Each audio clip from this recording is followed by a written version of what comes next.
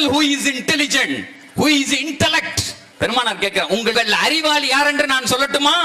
இந்த உலகத்தில் சுகமாக வாழுவார், நல்ல பெரிய வீட கட்டுவார், BMW காரை வாங்கி வாசல்ல நிப்பாட்டுவார், நல்ல போவார் வருவார், எல்லாம் செய்து கொண்டு தான் வாழுகிற போதே தன்னுடைய கபரையும் சரி பண்ணிடுவார். அவர் தான் அறிவாளி. பெருமானார் சொல்லுகிறார்கள், ஒரு மனிதன் இறந்து கபரிலே கொண்டு போய் வைக்கப்பட்டால் அவன் ஓதிய குர்ஆன் அவனோடு வந்து நிற்கும், வேற எதுவுமே வராது. நீ ஆணோ பெண்ணோ கபருக்குள்ளே இருக்கிற போது நீ இந்த உலகத்தில் குர்ஆனை ஓதி கொண்டிருந்தால், அறிவாளியாக இருந்தால், கபர்ல வந்து நிற்கும்.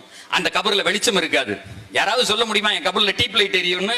அங்கே கைதட்டி அழைச்ச உடனே இங்க வர்றதுக்கு 15 பேர் இருக்கான் வீட்டுல. அங்க யாரும் கிடையாது, வேத்துக்கிட்டு தான் கிடக்கும், உள்ளதான் கிடக்கணும். எத்தனை ஆண்டுகள் கிடக்கணும்? 70 ஆண்டா, 700 ஆண்டா, 7000 கோடி ஆண்டா தெரியாது. பெருமானார் சொல்லுகிறார்கள், அல் கையிஸ், அறிவாளி யார் தெரியுமா? அறிவாளி யார் தெரியுமா? He makes his graveyard as well. இந்த உலக